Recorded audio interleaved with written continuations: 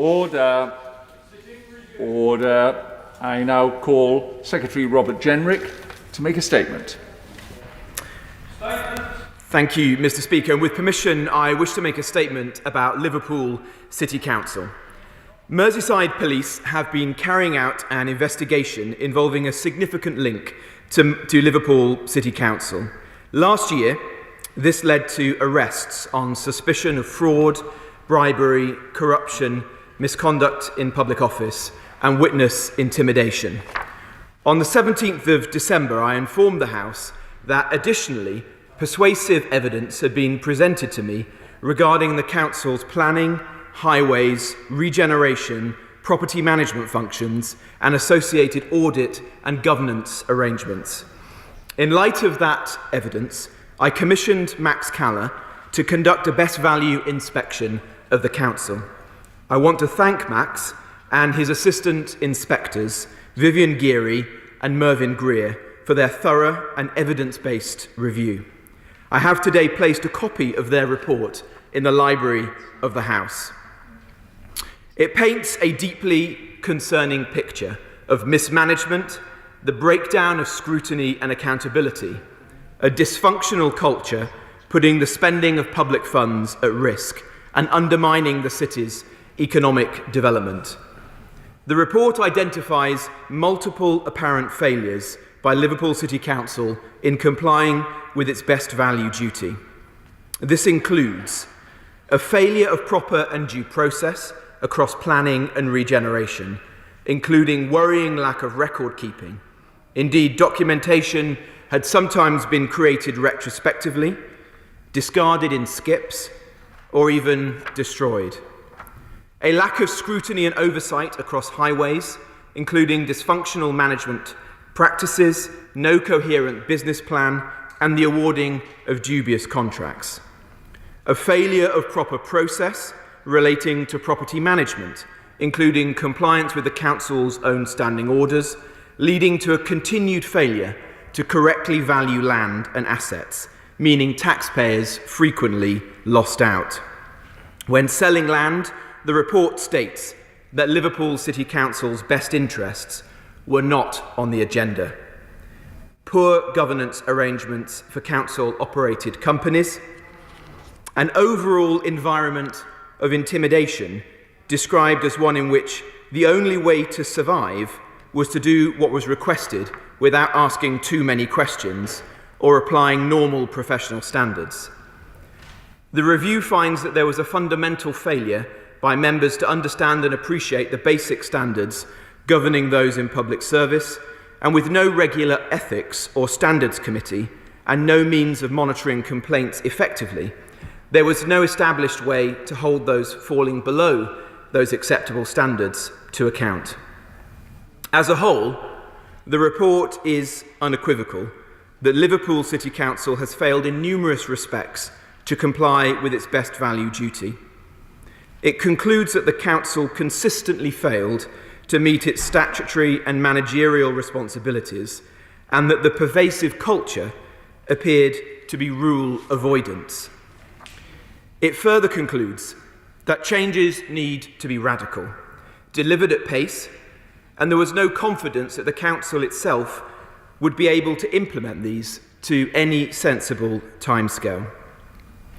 There may also be further issues of which we are not yet aware, and the report is careful not to speak to matters that might compromise the ongoing police investigation.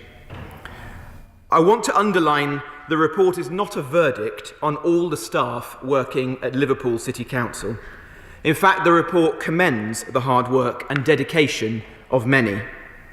The report is also clear that the current Chief Executive, Tony Reeves, and statutory officers have taken positive remedial steps, and I wish to thank Tony for his dedication and service. Neither does it comment on the Liverpool City Region Combined Authority, on Mayor Steve Rotherham, or other councils in Merseyside. Despite the good work undertaken by Mr. Reeves, there is a clear picture that there has been a serious breakdown of governance at the council. If unchecked, It will allow improper conduct to persist, further undermining public confidence, putting public services at risk, and damaging the city's ability to attract investment from reputable developers and investors for regeneration, and to take full advantage of new economic opportunities, such as the recent successful application for Freeport status. Expressed in formal terms, I'm satisfied that the Council is failing to comply with its best value duty. Therefore, I need to consider exercising my powers of intervention to secure compliance with the duty. To that end, in line with the procedures laid down in the Local Government Act 1999, I'm writing today to the Council asking them to make representations, both on the Inspector's report and on a proposed intervention package. This package is centred on putting in place commissioners who I will appoint to exercise certain and limited functions of the Council as required for a minimum of 3 years. I'm also proposing that the Council will, under the oversight of the commissioners, prepare and implement an improvement plan.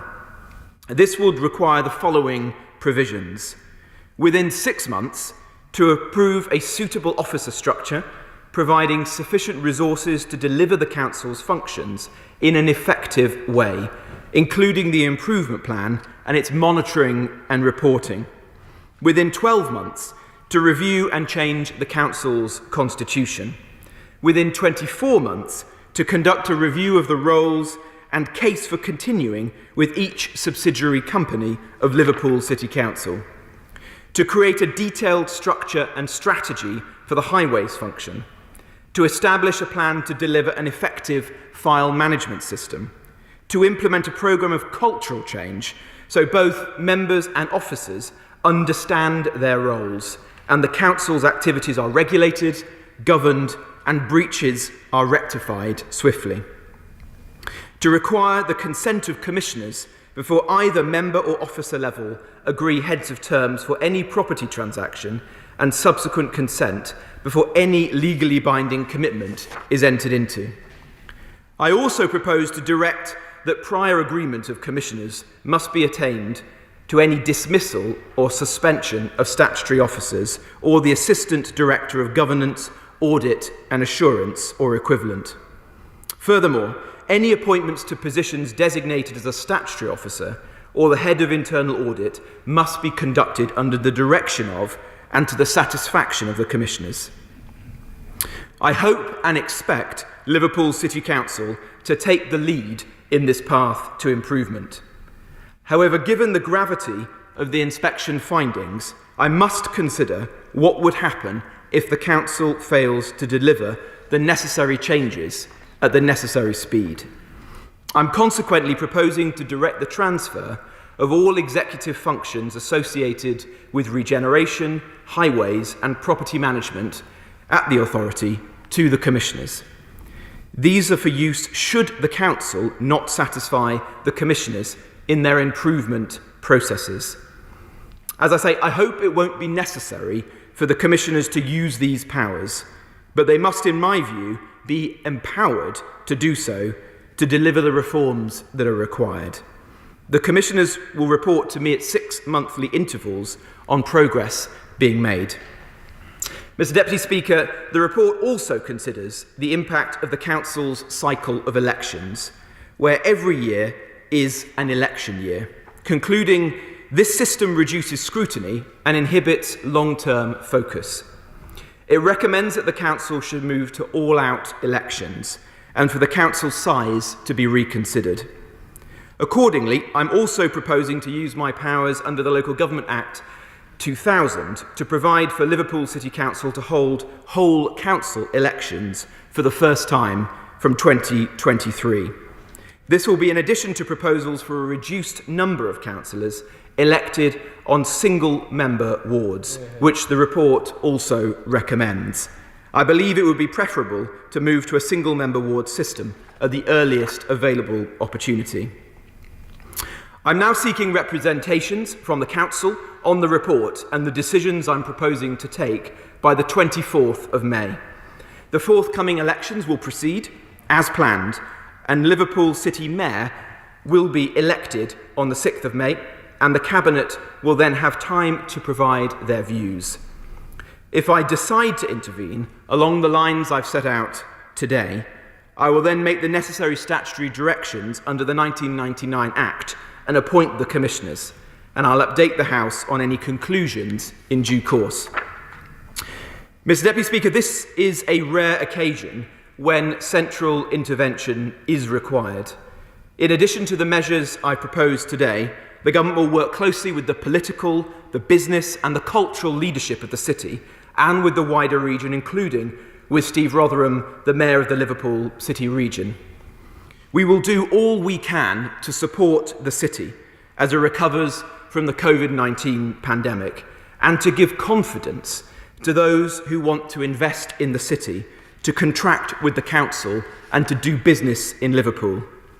As the son and grandson of Liverpudlians, I know Liverpool and I appreciate the sense of humour, the loyalty and the warmth of its residents.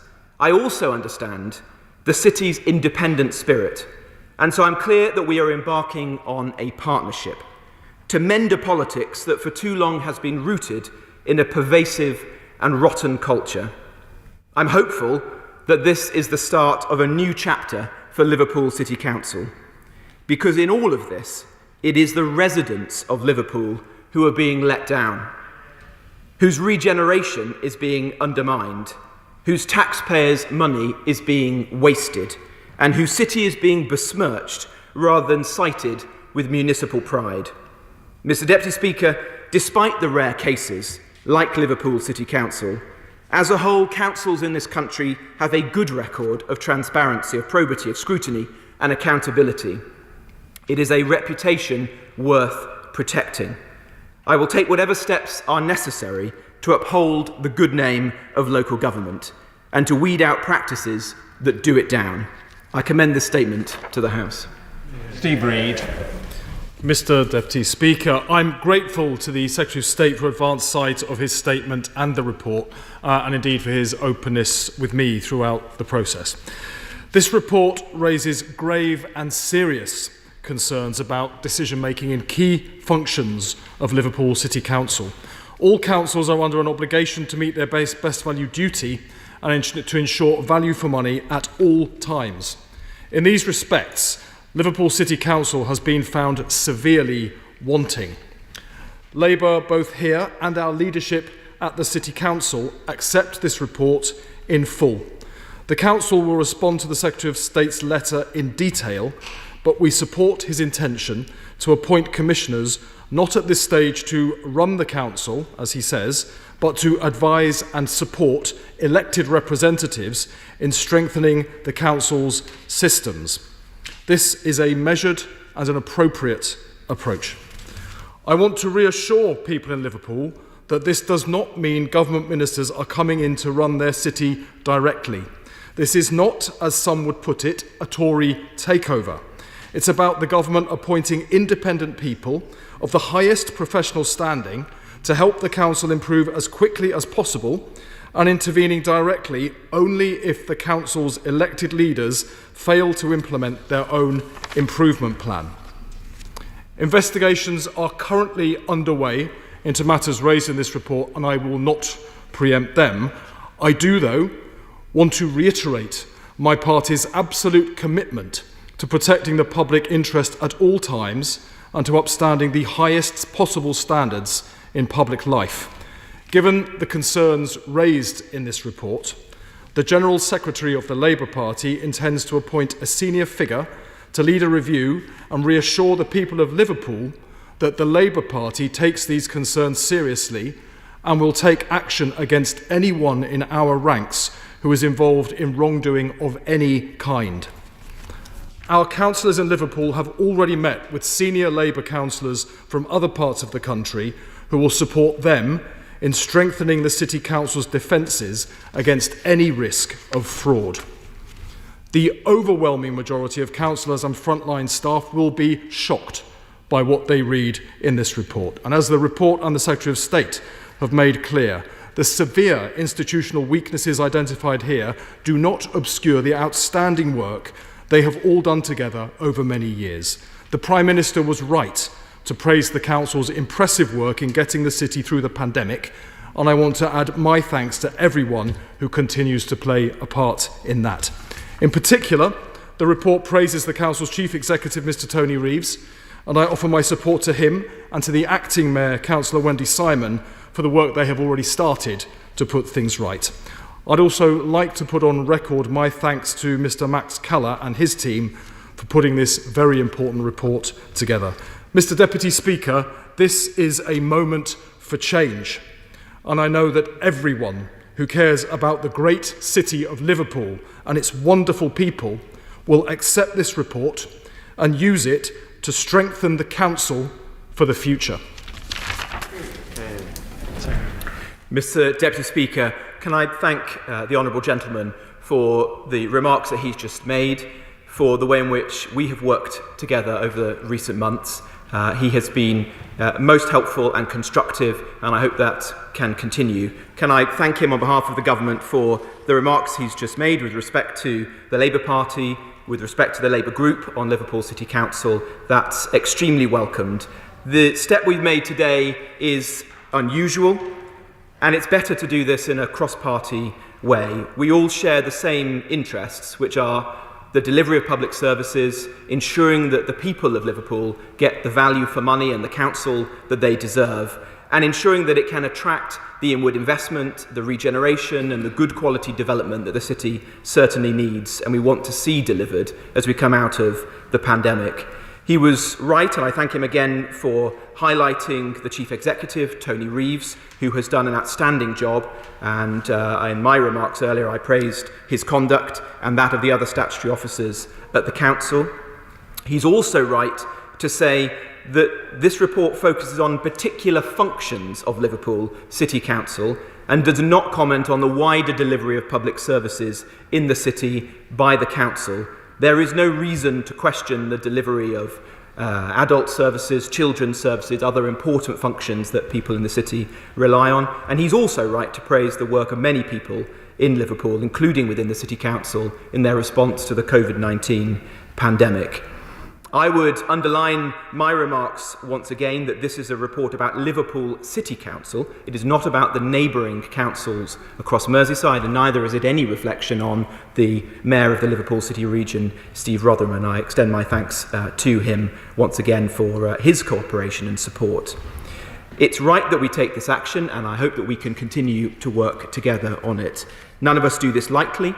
Localism is our objective, but localism does require local accountability, transparency and robust scrutiny, and that, I hope, is what we can now achieve. And I'd just like to say before I call any of the other members, whilst I don't believe, whilst there are a number of individuals under investigation, I understand that there has been no charges, so there's no sub judice involved, but I would caution members that it is best that they do not compromise any of the ongoing investigations in anything that they may or may not say. Video link. Andy Carter.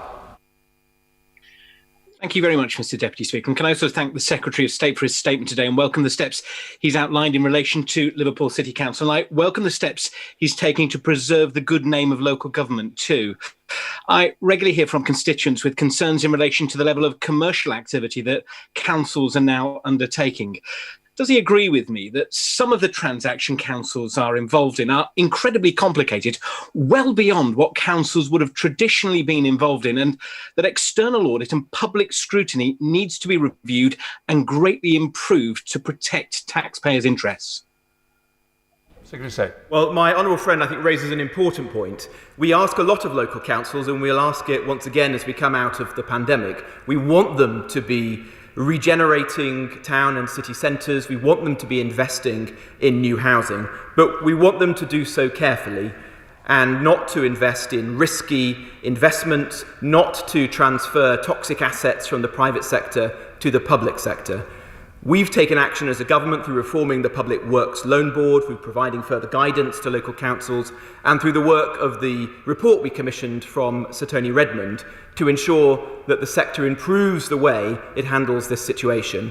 Of course, the allegations made against Liverpool City Council are of a different magnitude to the ones that we've seen in other parts of the country, so I don't want to draw direct comparisons, but there is more work to be done at some other local authorities as well. Link. Clive Betts. Thank you, Mr. Deputy Speaker. This is clearly a very serious situation. It's obviously a very major step to take powers away from elected representatives. So I really appreciate and accept the proportionate and correct response from the Secretary of State and from the Shadow Secretary of State as well. I also appreciate the Secretary of State's comments about the many hard-working staff in Liverpool, including the Chief Executive, who have got nothing to do to be blamed for in terms of this crisis, and also his comments about the general excellent performance of local government as a whole. Could I say that the Secretary of State has set out very clearly his list of requirements from the City Council and when he expects those to be achieved by. So could I ask him, how will monitoring against these requirements be undertaken? How will Parliament be updated about them? And of course, it goes without saying, if there's anything the Select Committee can do to assist in that process, we stand ready to do so. Well, I'm grateful to the Honourable Gentleman, the Chair of the Select Committee, and I'd be happy to work with him should he require any further information or wish to discuss this matter further. If we go ahead with the proposal that I've made today, then the commissioners, once appointed, would report to me on a 6-monthly basis, and I would be happy to keep the House informed of the information they provide to me. We will ensure that there is an improvement plan in place for the city, which is produced by the newly elected mayor, by their cabinet, and supported by Liverpool City Council, but advised and guided by the commissioners that are put in place. And then it will be absolutely essential that that plan is delivered, and it will be for all of us in this House, and in particular for those members of Parliament representing parts of Liverpool, to hold the Council to account for the successful delivery of that plan. Our objective is to restore public confidence in the Council as quickly as possible so that residents can have confidence that they have a well-functioning Council in all respects, and so that all those people, legitimate businesses and developers and those wishing to contract with the Council, have complete confidence that Liverpool is a city open for business and they can work to drive up the city's prosperity as we come out of the pandemic. Philip Holloway. Praise both Max Caller, who's a superb inspector, and also the Secretary of State's decision to send in commissioners. Though the problems in Liverpool City Council are far worse, in 2018 in Northamptonshire, Max Caller was sent in to do a best value inspection, and subsequently the government sent in commissioners. Since that point, under the leadership of Commissioner Tony McArdle and the new political leadership of Councillor Matt Golby, the situation in Northamptonshire County Council has been transformed and their performance has been raised beyond all expectations. So the point I wish to make to the Secretary of State is, isn't it the case that if councillors and officers in Liverpool City Council respond positively to the challenge set to them by the government, actually public services in Liverpool City can be raised once again to the standards they should be at? I think my honourable friend raises a very important point.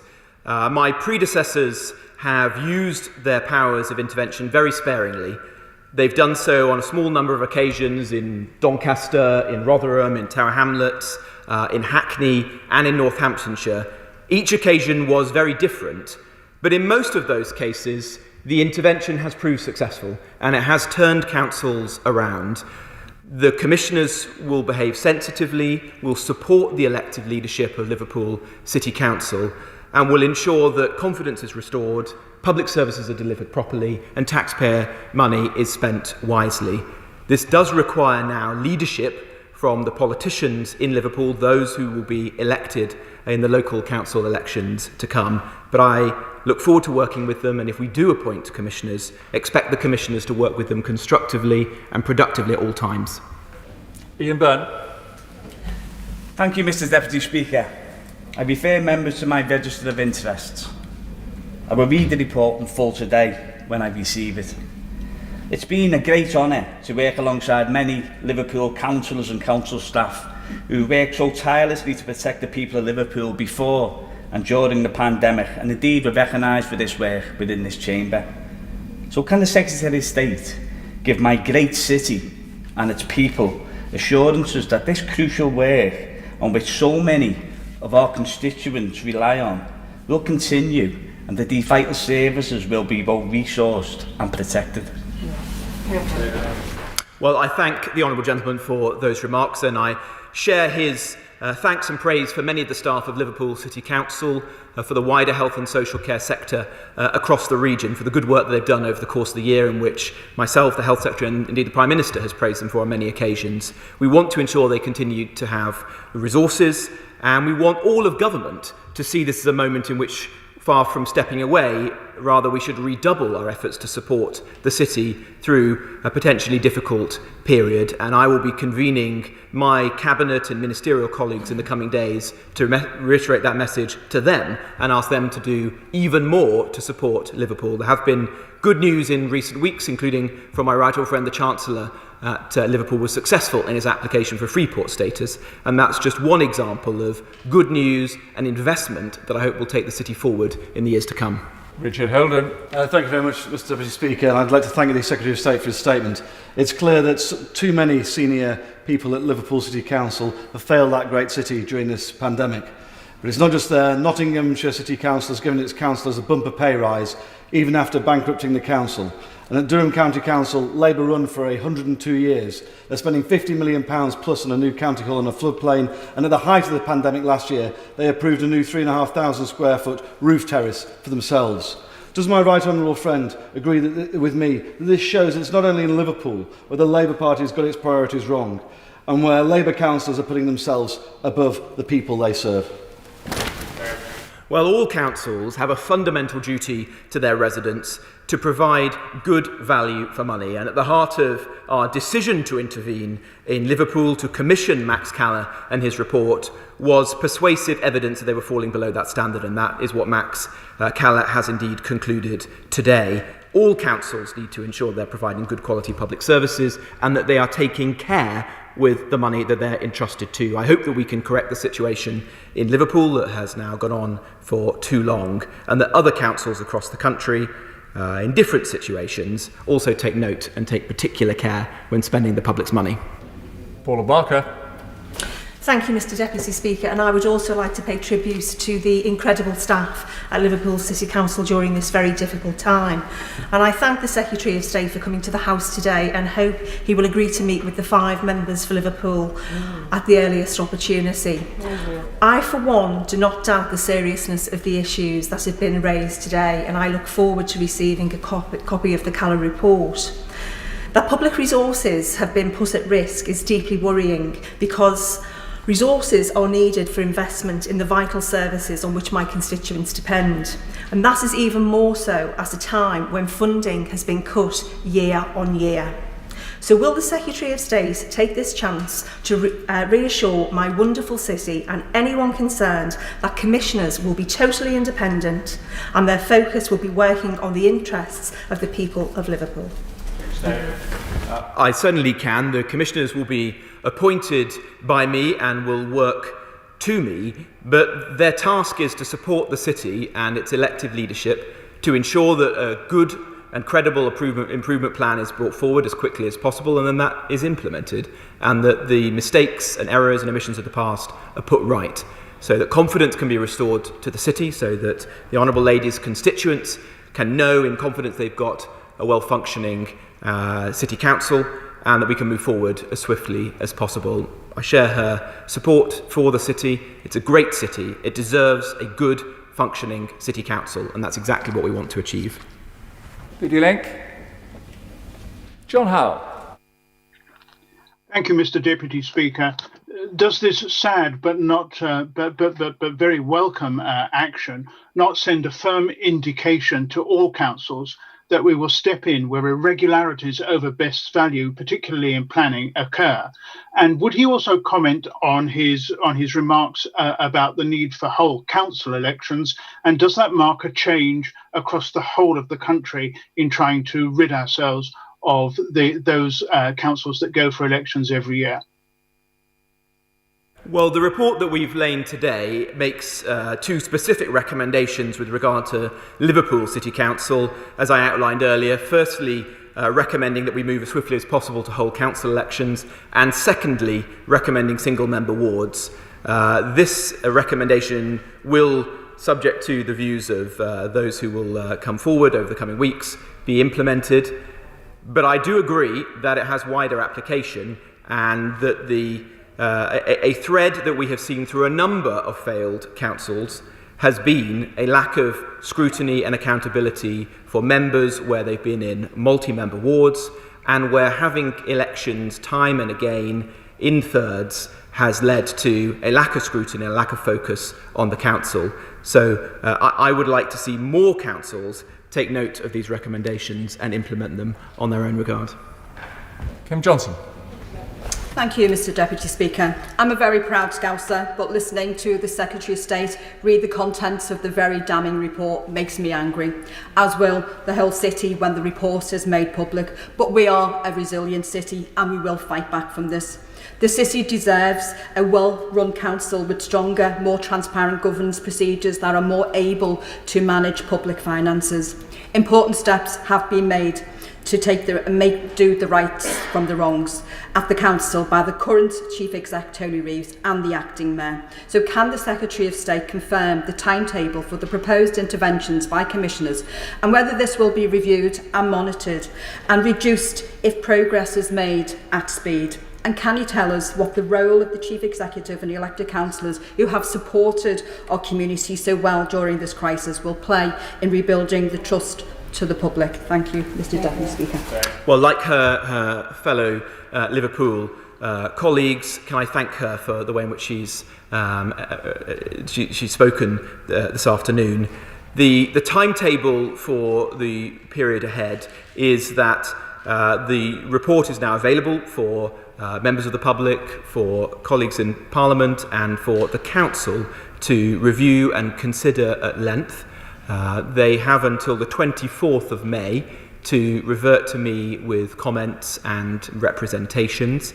We've chosen a longer than normal period, reflecting the fact that the local elections will now take place, enabling the new council and the newly elected mayor the time after the local elections have concluded to meet, to consider and to make those representations to me. Once those representations have been made, I will consider them carefully and decide whether to proceed with the proposal that I've outlined to the House today, or whether to change it in any way. And then I'll revert to the House after that with my final decision. If that is to appoint commissioners, then we'll set out the process and the names of the individuals that I've chosen. Billy Link. Mike Wood. Thank you, Mr Deputy Speaker.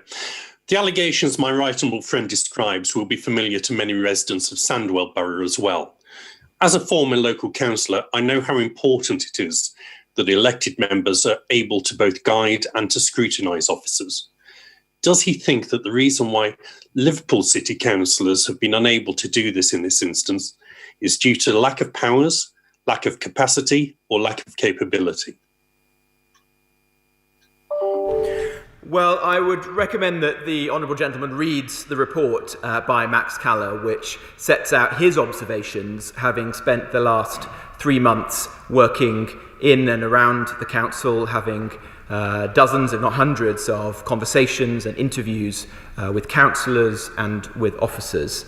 He does conclude that the council needs to raise its game substantially. That is in respect of some officers and also some elected members, that there needs to be much greater scrutiny and accountability, that there needs to be much greater care in the way that those elected members manage public money, how they manage directly owned and operated companies that the council has chosen to use, and that it has a greater sense of vision for the future and a business plan for its activities. So there is a great deal of work now ahead for those individuals who are elected after the May elections, and I hope that they will show the leadership that is required to turn the city around, but it will be a big task, but we're here to support them. Video link.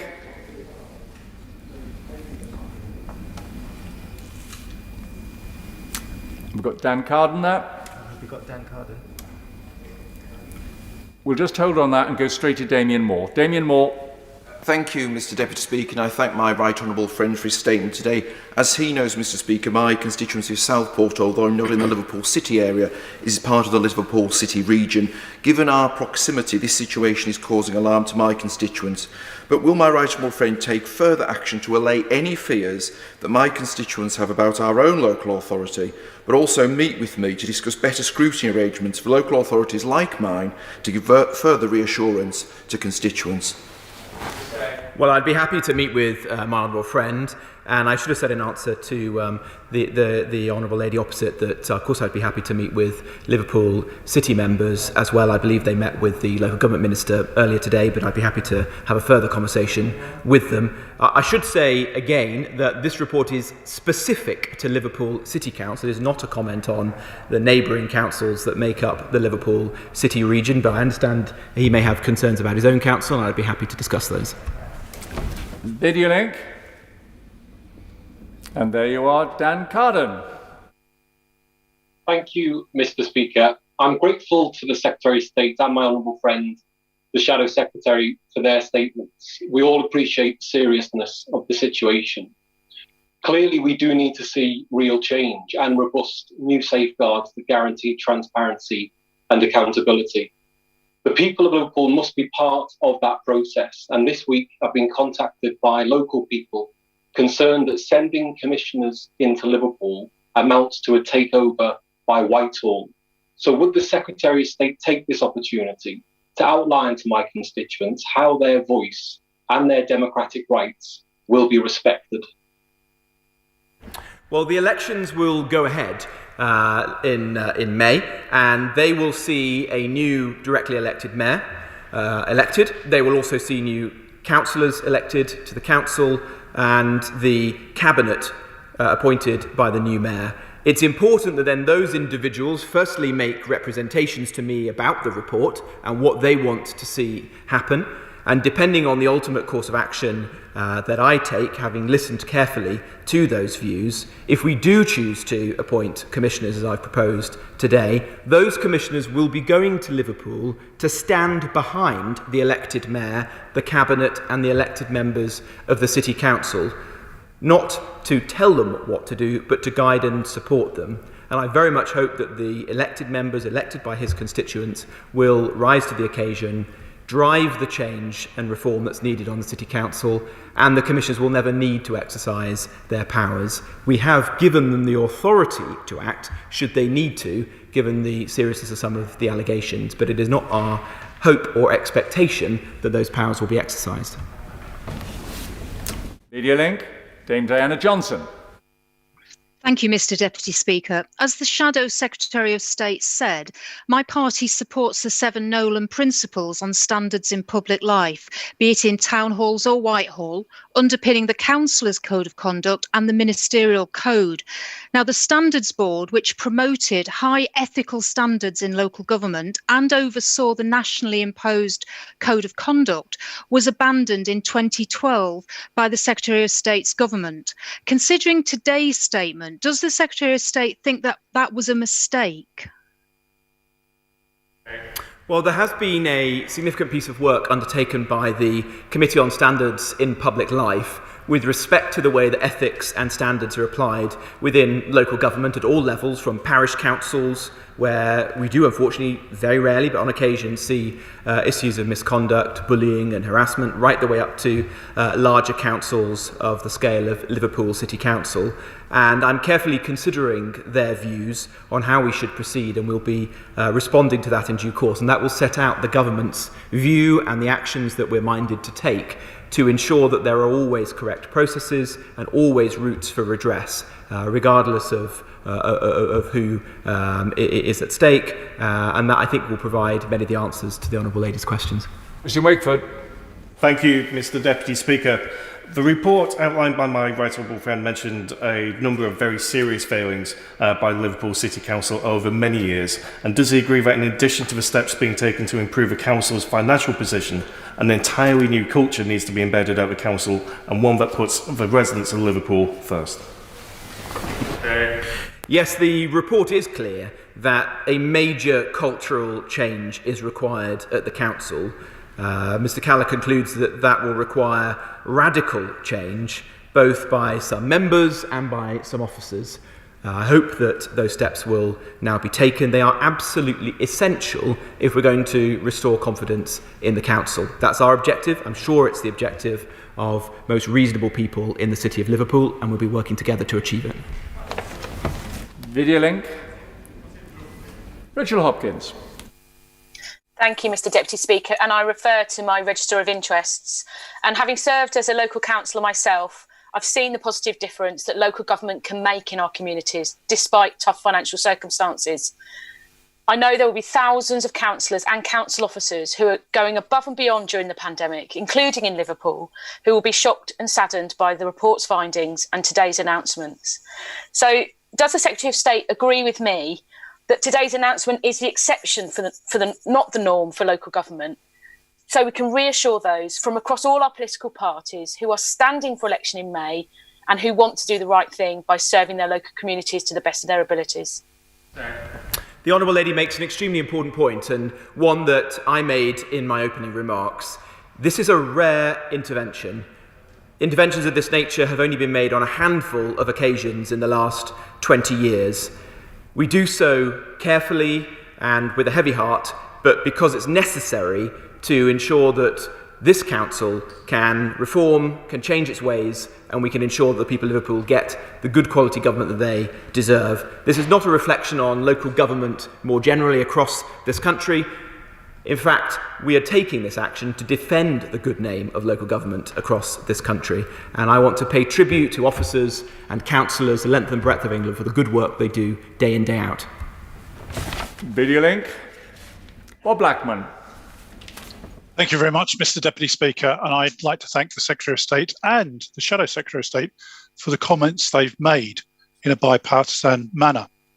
Clearly, one of the issues of concern to Liverpool residents will be what extra costs may be borne as a result of this decision. Clearly, the commissioners may be in place for some considerable period of time. So can my right honourable friend reassure us that the Liverpool council taxpayers will not be picking up the costs of these commissioners if they're duly appointed, and that if the commissioners recommend to the Secretary of State further proposals on expenditure, he will consider those appropriately? Well, the costs of the report that has been undertaken by Max Caller and of the commissioners will be borne by Liverpool City Council. But I expect that the work to come will save the taxpayers of Liverpool a great deal of money, because underlying the report by Mr. Caller is the sense that many millions of pounds have been wasted as a result of mismanagement by the City Council, and I very much hope we'll put that right. Justin Matters. Thank you, Mr. Deputy Speaker. Newspaper headlines in this kind of situation can often make it appear that a whole council, indeed a whole city, are being traduced, so I welcome the Secretary of State's recognition that there are a number of good people in the council doing a good job. I also welcome his emphasis on partnership moving forward, because as the Honourable Member for Liverpool Walton said, no one likes to feel that things are being done to them, and it will be much better all round if this is done in a collegiate manner. But the question I want to ask is about transport. Many of my constituents use Mersey travel facilities to get to work and visit family. The Secretary of State didn't expressly refer to that in his statement. Does he know whether that was looked at as part of this investigation? I don't believe that was looked at as part of this investigation. The highways function of Liverpool City Council was investigated by Mr. Caller, and he has made some remarks with regard to some of its processes and contracts that have been entered into with regard to it. But I don't believe he has looked at the broader transport network across the Liverpool City region or made any comment one way or another on that. Video link. I was not expecting... Thank you. No, sorry. It is. It's been switched. Sorry, I was expecting Tim Farron. You clearly are not Tim Farron, but you... but it's been switched again. Vera Hobhouse. Thank you, Mr. Deputy Speaker. Not so long ago, Liverpool was the European city capital of culture under the Liberal Democrats, and it is a shame to see it in its current position by the failings of a Labour government. I know that my council colleagues who have a lot of experience on Liverpool City Council will do their utmost and cooperate to turn the city around. Now, many of the problems in Liverpool have been caused by creating the post of mayor, concentrating a lot of power in one hand. Will the Secretary of State make sure that the people in cities and city regions have a democratic choice whether they want to have an elected mayor or not, and not leave the decisions to councils and politicians? Well, I hope from the remarks that the Honourable Lady has just said that she's supporting the report that Max Calla has produced and our proposed intervention, and that her colleagues, the Liberal Democrat group on Liverpool City Council, will make similar comments to those made on behalf of the Labour group on the City Council by the Honourable Gentleman opposite. The report concludes that the issues faced by the City Council are much greater than one individual and much wider than simply the role of elected mayor. So I don't think it would be correct to say that this is an issue emanating from the decision to have an elected mayor, although she is correct to say that that creates a degree of concentration of power, which means that accountability and scrutiny is all the more important. And I very much hope that that will be corrected as a result of the work to come. Keeping me on my toes, Vera, well done. Video link, Maria Eagle. Thank you, Mr. Deputy Speaker. I am shocked by the findings the Secretary of State has outlined to the House today, and I can assure him I'm going to be reading the report extremely carefully once it's published. Does the Secretary of State agree that the priority now must be to protect Liverpool Council taxpayers' money, the services the people of Liverpool rely on, and that it is in the public interest to put in place effective procedures for obtaining best value in all that the Council does going forward? And given that the Council is to pay the costs of the interventions as he set out, is there an opportunity, if swift improvement is made, for the intervention to be shorter than the 3 years he's set out today? I'm grateful once again for the constructive way in which the Honourable Lady has approached this issue, like her fellow Liverpool MPs today. The intervention that I'm proposing is for a maximum of 3 years, and so she's correct that there's no need for the commissioners, if they are put in place, to be there for that full term. If progress is made faster than that, they will report to me on a 6-monthly basis, and we can review the matter on each of those occasions, and I'll keep her and her colleagues fully informed of my decisions on each occasion. She's absolutely right to say that our sole interest here is the people of Liverpool, the taxpayers of Liverpool, ensuring that their public services are delivered properly, that their money is safeguarded, and the city is one in which people feel complete confidence to invest, to do business, and to work with the City Council. And I hope that together, that's exactly what we can achieve. Scott Benton. Thank you, Mr. Deputy Speaker. The report concludes that the cycle of elections in Liverpool reduces scrutiny and inhibits long-term focus. Of course, this problem isn't just unique to Liverpool. For example, in Calderdale, where I was formerly a councillor, that is one of a handful of local authorities who are still yet to approve a local development plan 10 years into the process. The Labour administration there kicks the can down the road from year to year because it elects in thirds. To help avoid the issues in Liverpool being replicated elsewhere, would the Secretary of State support a review of the current electoral cycle in metropolitan borough councils? Well, I'll give further thought to my honourable friend's suggestion, but I do agree that it would be better for councils to move to all-out elections, and I do think it would be better if councillors were elected, unless there are exceptional reasons to the contrary, in single-member wards. Max Calla's report makes that recommendation very clearly for Liverpool, and it's a recommendation he's made in the past, having witnessed dysfunctional councils with poor scrutiny accountability in other parts of the country. So it does seem to be a thread running through those councils that have got into extreme difficulties. I think that's something that we should reflect on, and I will revert in due course. I'd like to thank the Secretary of State for his statement today and responding to the 20 questions. We are going to suspend for 3 minutes in order for the sanitisation of the dispatch boxes. Order.